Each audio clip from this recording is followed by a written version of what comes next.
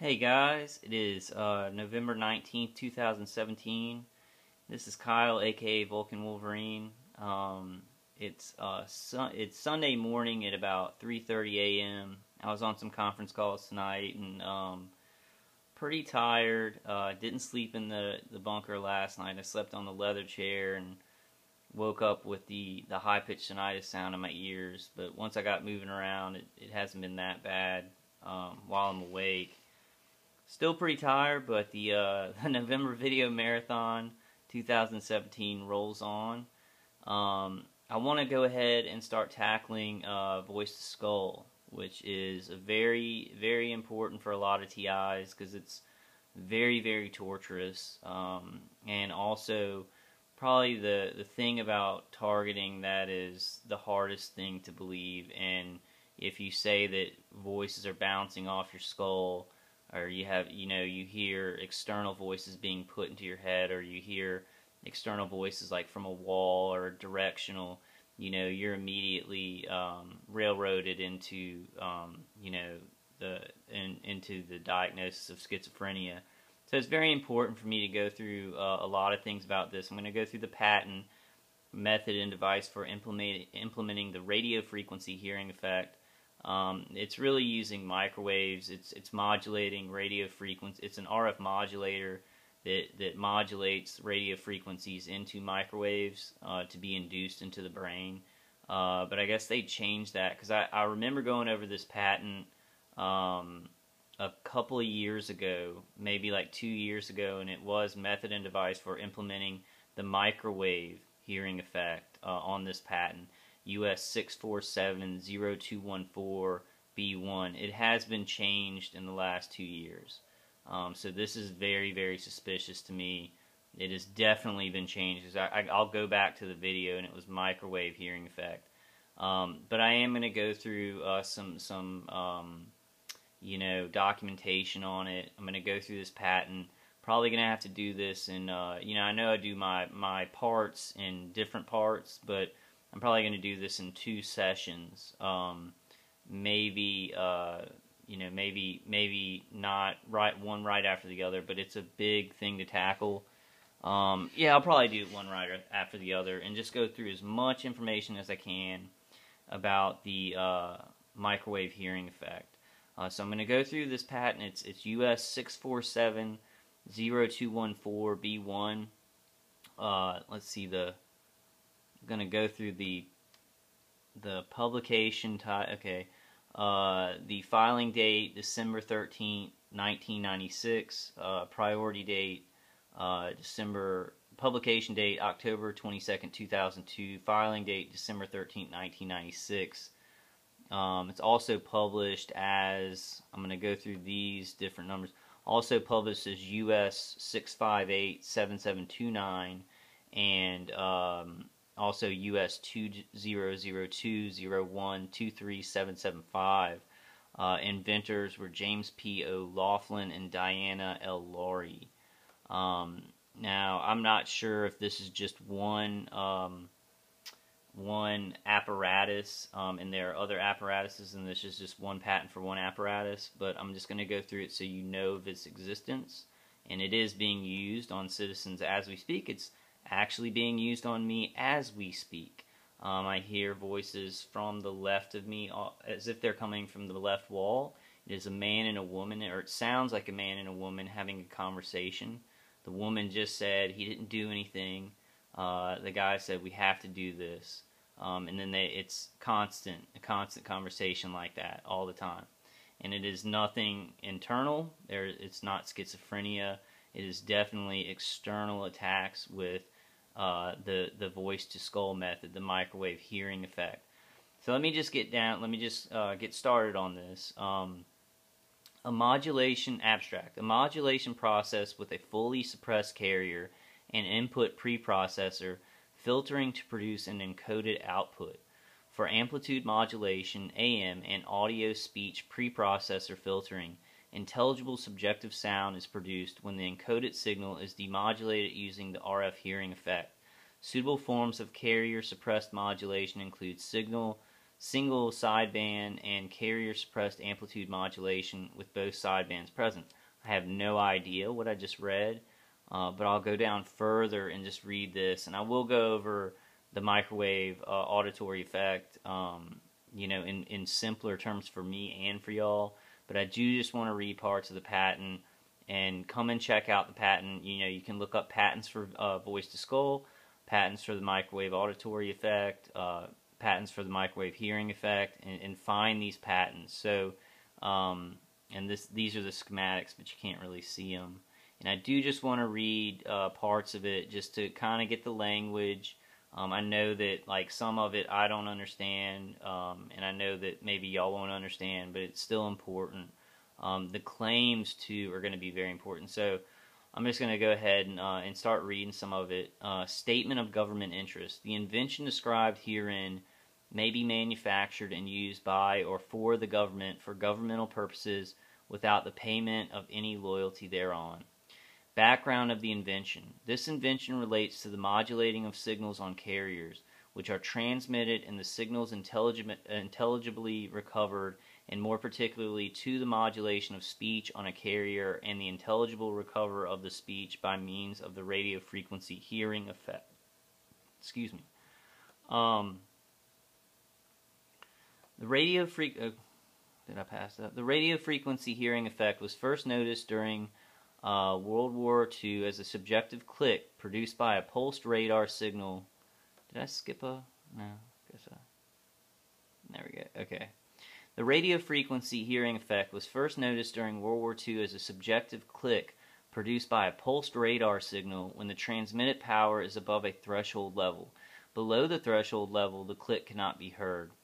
The discovery of the radio frequency hearing effect suggested that a pulsed RF carrier could be encoded with an amplitude modulated envelope. In one approach to pulse carrier modulation, it was assumed that the click of the pulse carrier was similar to a data sample and could be used to synthesize both simple and complex tones such as speech. Although pulse carrier modulation can induce a subjective sensation for simple tones, it severely distorts the complex waveforms of speech and has been confirmed experimentally. The presence of this kind of distortion has prevented the click process for the encoding of intelligible speech. An example is provided by AM sample data modulation. Upon demodulation, the perceived speech signal has some of the envelope characteristics of an audio signal. Consequently, a message can be recognized as speech when a listener is pre-advised that speech has been sent. However, if the listener does not know the content of the message, the audio signal is unintelligible. The attempt to use the click process to encode speech has been based on the assumption that if simple tones can be encoded, speech can be encoded as well, but this is not so.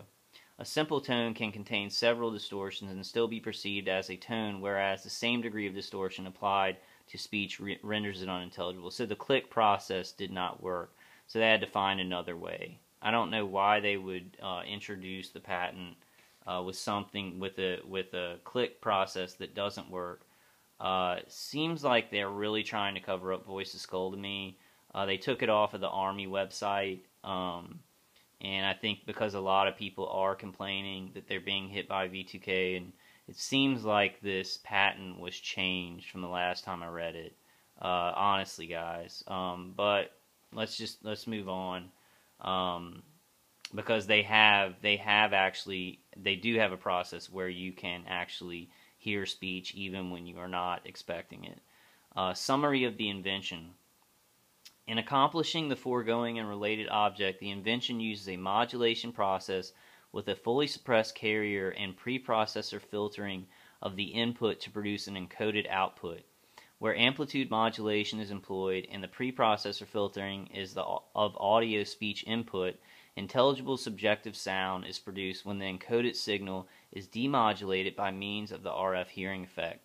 Suitable forms of carrier-suppressed modulation include single sideband and carrier-suppressed amplitude modulation, with both sidebands present.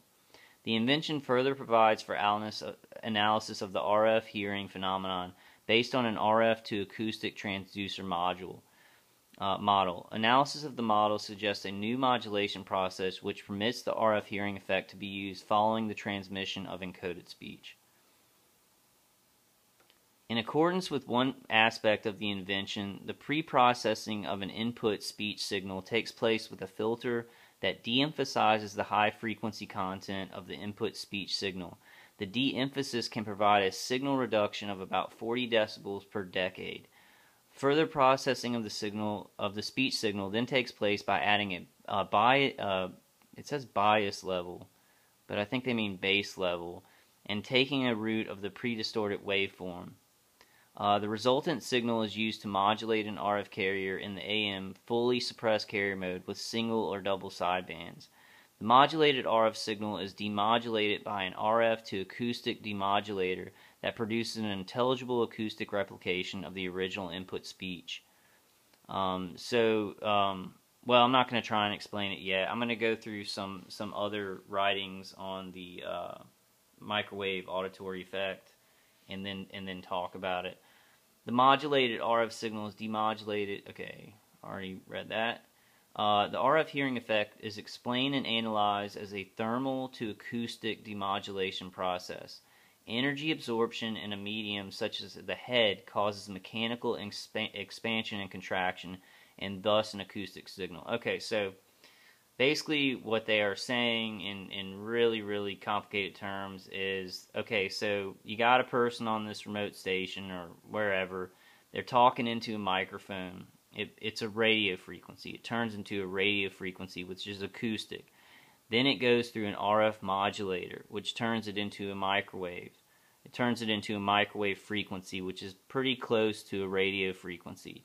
So then when they're saying energy absorption in a medium such as the head causes mechanical expansion and contraction and thus an acoustic signal, they mean that the brain and the skull actually expand because they're being heated up. And then it can create that acoustic signal because as they cool down, that nerve signal goes down to the nerves in the ear. The way that they're stating it in this patent is just so, I'm very passionate about this one, guys. I'm sorry. The way they're stating, I should just read it. I'm just going to read it. But the way that they're stating it in this patent is making me really, really mad because they're saying energy absorption in a medium such as a head, like it's some kind of mechanical device, causes mechanical expansion and contraction. They're talking about your brain heating up. And they're saying causes mechanical expansion and contraction. So they're trying to hide kind of how dastardly and messed up this is, even in the patents language. I'm going to stop editorializing, and I just want to go through the information. I'm sorry. I experienced this, I've experienced this for 7 years, for 6 or 7 years, so I'm sorry. I'm just going to go through the information, and I'm going to wait to editorialize till later. When the expansion and contraction take place in the head of an animal, the acoustic signal is passed by conduction to the inner ear, where it is further processed as if it were an acoustic signal from the outer ear. So I'm going to read those important parts again. When the expansion and contraction take place in the head of an animal, the acoustic signal is passed by conduction to the inner ear, where it is further processed as if it were an acoustic signal from the outer ear. It's basically saying the brain heats up and expands. Then when it's contracting, it's cooling down, so then it can send an acoustic signal by conduction to the inner ear, bypassing the outer ear. See, is further processed as if it were an acoustic signal from the outer ear, but it bypasses the outer ear. The RF to acoustic demodulator thus has characteristics which permit the conversion of the RF energy input to an acoustic output. Now, why they keep saying RF energy? I guess if RF can be defined as microwave energy, which I guess that some radio frequencies do fall into that range. But it is microwave energy input. It is radio frequency modulated to microwave. Let me just read on, and I'll stop editorializing. Accordingly, it is an object of the invention to provide a novel technique for the intelligible encoding of signals. A related object is to provide for the intelligible encoding of speech. Another object of the invention is to make use of the radio frequency hearing effect in the intelligible demodulation of encoded signals, including speech. Still another object of the invention is to suitably encode a pulsed RF carrier with an amplitude modulated